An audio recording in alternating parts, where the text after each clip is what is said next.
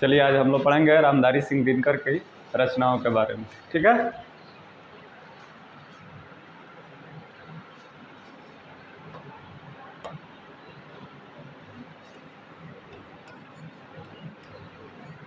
रामधारी सिंह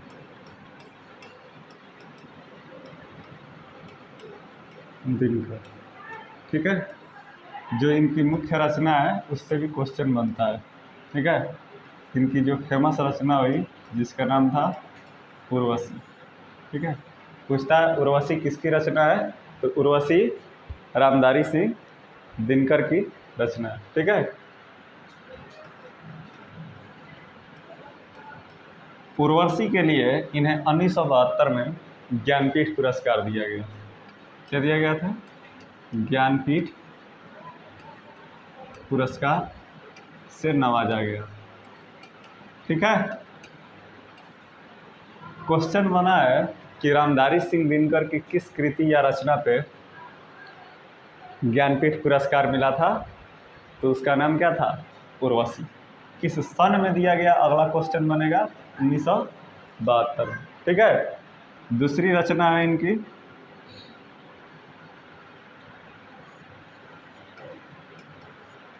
संस्कृत के 4 अध्याय। संस्कृत के 4 अध्याय। पहला तो क्वेश्चन यही बनेगा कि संस्कृत के 4 अध्याय किनकी रचना है, तो रामधारी सिंह दिनकर। ठीक है, पूछता है क्वेश्चन कि किस रचना पे इन्हें साहित्य अकादमी पुरस्कार दिया गया। साहित्य अकादमी पुरस्कार किस पे दिया गया था, तो संस्कृत के 4 अध्याय पर इन्हें साहित्य अकादमी पुरस्कार दिया गया।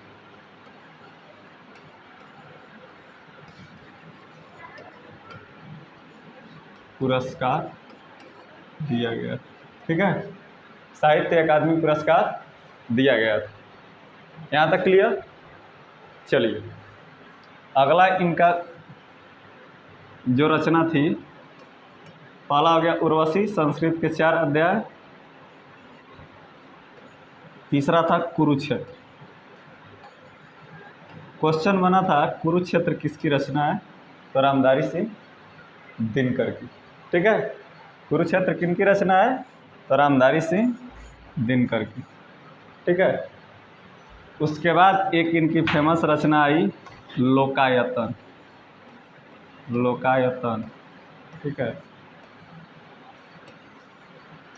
इन पे इनको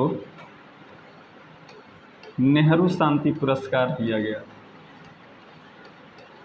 नेहरू शांति पुरस्कार। तो क्वेश्चन बनेगा कि रामधारी सिंह दिनकर की किस रचना पे नेहरू शांति पुरस्कार मिला था। ठीक है, तो किस पे मिला था? लोकायतन पे। ठीक है, यहाँ तक क्लियर? उर्वशी हो गया, संस्कृत के 4 अध्याय हो गया, कुरुक्षेत्र हो गया और लोकायतन हो गया। ठीक है, ये रामधारी सिंह दिनकर की जो फेमस रचना है उस पर। ठीक है, यहाँ तक क्लियर? इसका स्क्रीनशॉट लीजिए, इसके आगे पढ़ा रहे हैं।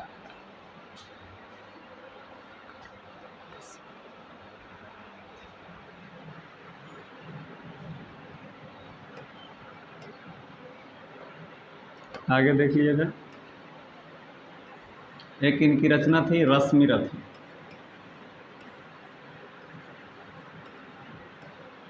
ठीक है, एक है रसवंती, अगला है हुंकार। ठीक है, और है धूप छाप।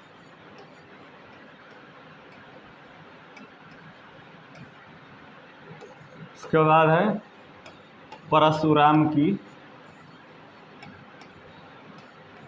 प्रतीक्षा। परशुराम की प्रतीक्षा।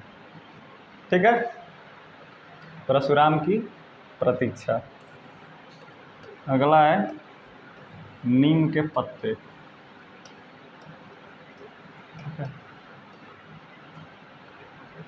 इसमें सबसे ये जो ये वाली रचना, इसमें सबसे ज़्यादा 2 रचनाएं इनकी फेमस है, एक रश्मि रथी और एक परशुराम की प्रतीक्षा।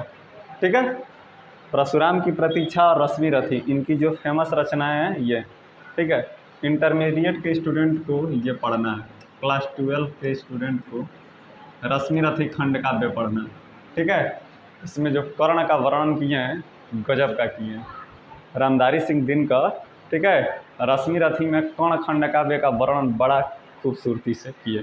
ठीक है, यहाँ तक क्लियर।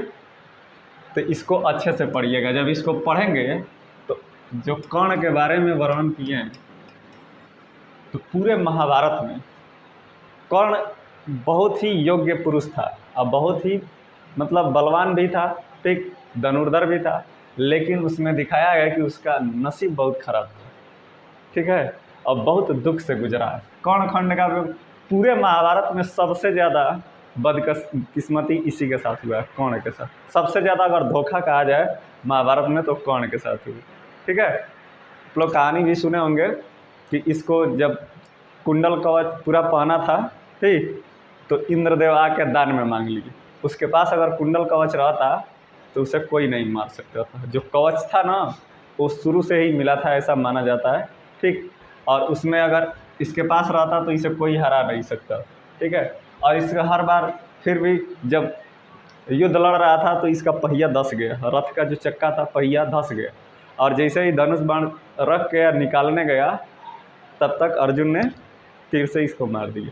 ठीक है, इसके हाथ में अस्त्र शस्त्र नहीं था, अगर रहता तो युद्ध का जो नतीजा था, निष्कर्ष था, कुछ और हुआ। ठीक है, तो वहाँ पे इसके हर स्टेप में इसके साथ धोखा हुआ, शुरू से लेकर लास्ट तक। ठीक है, यहाँ तक क्लियर। सबसे दुखद घटना, उसको जब पढ़ेंगे आप ना तो सोचेंगे कि हमसे ज़्यादा मैं बदकिस्मत या जो भाग्य जिसका साथ नहीं दे रहा वो कौन था। ठीक है, चाह के भी देखो जन्म लिया तो इसकी माँ इसे छोड़ दी। कथा में जिसे कर्ण खंड का रश्मि रथी पढ़ेंगे तो उसमें बहुत बढ़िया से रामधारी सिंह दिनकर वर्णन किए कर्ण का। जन्म लिया तो इसे काट के बक्से में उसकी माँ मैंने विसर्जित कर दी नदी में। कौन थी?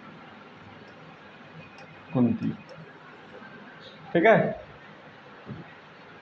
दूसरी बात, इस कर्ण का एक नाम था, असली नाम इसका राधेय नाम था। क्या नाम था? राधे। एक नाम इसका राधेय भी था।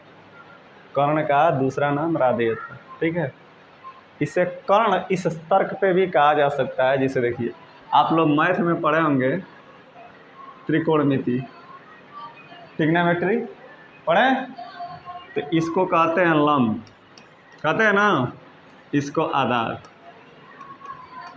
और इसको कर्ण कहते हैं। इसका नाम कर्ण इसलिए पड़ा, कर्ण का 2 अर्थ होता है, कर्ण माने कान होता है।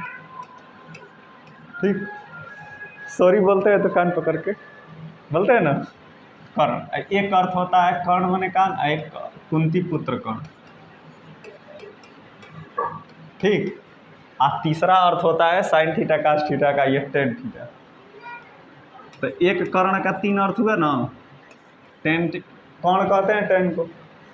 तो एक कर्ण का 3 अर्थ, कान, कुंती पुत्र कर्ण और टैन।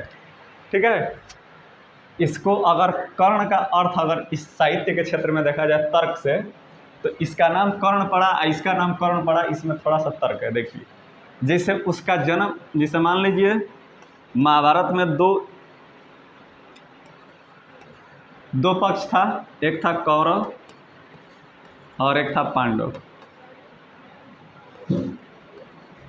ठीक है, एक था कौरव और एक था पांडव। इसमें देखिए